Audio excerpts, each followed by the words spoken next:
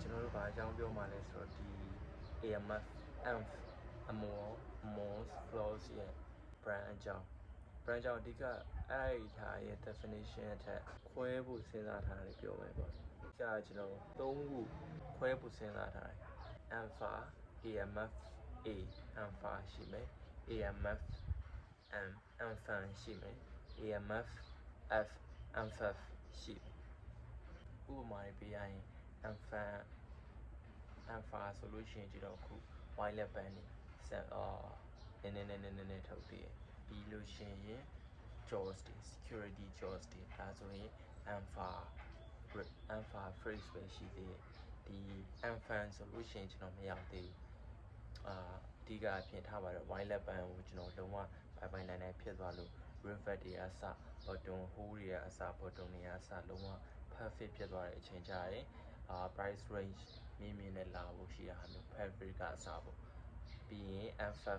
FF ကကျွန်တော်ဒီ security jaw ပြီးသွားပြီ button တွေပါတယ်အဆင်ပြေသွားလို့ခုကျွန်တော် jaw တစ်ခု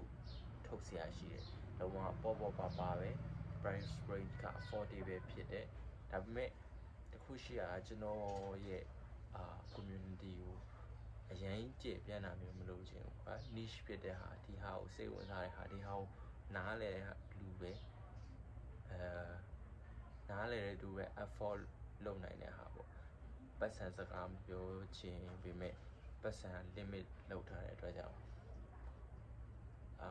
ကြံထားတဲ့ဟာတော့ရှိရကွာကျွန်တော်အရင်ကတည်းကအားပေးထားတဲ့သူဒီ brand ပေါ်မှာစိတ်ဝင်စားတဲ့သူဒီဟာနဲ့ tap in ဖြစ်ထားတဲ့သူဆိုလို့ရှိရင်ဒီမျိုးတစ်ပုံ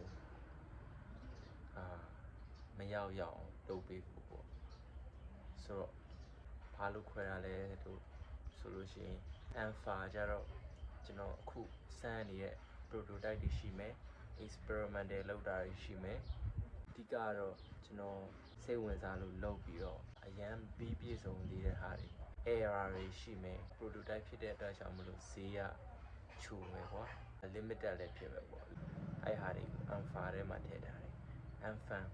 alpha ကကြာ moss ဖြစ်တဲ့အတွက် moss အင်္ဂလိပ်လို death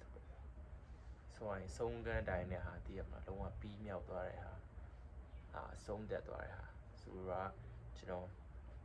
ဒီ prototype တစ်ခု sample တစ်ခုကိုသဘောကျလို့လုံးဝပြီးမြောက်သွားလို့မလို့ကျွန်တော်တိတိကျကျလုပ်တဲ့ဟာပေါ့ဘယ်လိုဖြစ်မလဲဆိုရင်လုံးဝတက်ရက်မယ်ပြီးတော့ခုထောလိုမျိုးပြီးလို့ရှိရင်အဲ့လို commission နဲ့လာတဲ့ဟာမျိုးကိုယ်တိုင်စိတ်တိုင်းလုံးဝကြောက်အောင်တည်ရမလားတေချာလောက်ထားတဲ့ဟာပေါ့fabric ကအစချုပ်ပုံချုပ်တာအစအကုန်လုံးကျွန်တော်ပိုင်နိုင်သွားပြီးတော့ချုပ်တဲ့ဟာမျိုးဒီကောင်လေး limited ပဲဖြစ်မယ်price range ကအမြင့်ပိုင်းမှာရှိမယ်ပြီးလို့ရှိရင်commission ရမယ်ဟာမျိုးမှားလို့ရမယ်ဟာပေါ့ကိုယ်ဆိုင်နဲ့လုံးဝကိုယ့်ရဲ့ custom တစ်ခုခုနဲ့ထည့်ပြီးတော့မှာလို့ရမယ်ဟာအဲ့ဟာတွေကို alpha မှာထည့်ထားတယ်နောက်ဆုံး alpha ကကြတော့ဘယ်လိုဖြစ်မလဲဆို diffusion line လိုမျိုးပြောရမယ်ပြီးတော့ကျွန်တော်လုံးဝရှေ့မှာလုပ်ပြီးသားsample လဲဆင်ပြေသွားပြီလုံးဝလည်း perfect ဖြစ်သွားပြီဒါပေမဲ့unfan လိုမျိုး pricey လုံးဝ range မများပဲနဲ့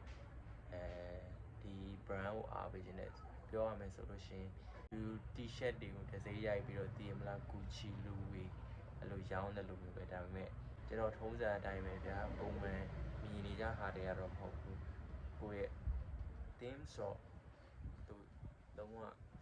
တည်မလားဘောင်ကြီးထက်ထားတာမျိုးမဟုတ်ကျွန်တော်အခု military wear စိတ်ဝင်စားရဲဆို military wear ဖြစ်မယ်နောက်ကြလို့ရှိရင် avant-garde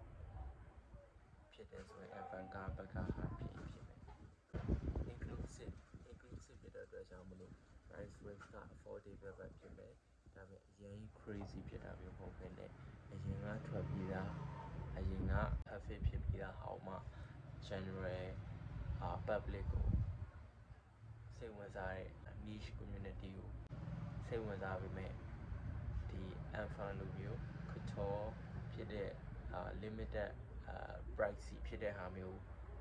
မဝယ်ချင်တဲ့သူဒါပေမဲ့ brand ကိုသဘောကျလို့မလို့ affordable ဖြစ်တဲ့ဟာကိုရွေးချင်တယ်ဆိုလို့ရှိရင်ရွေးလို့ရမယ် diffusion line တက်လို့ပြောထားမယ် M5 ပေါ့ဒီကအဲ့3ခုခွဲထားတဲ့အကြောင်းပြောချင်တာပေါ့ initially ကတော့ဒီ M5 ဆိုပြီးတော့ပဲ3ခုရွေးထားတယ်အဲ့လောက်ပဲအကြံပေးရရှိတာတွေနားထောင်နေတယ်ကွာဆိုတော့ comment လေးမှန်းခဲ့ကြအောင်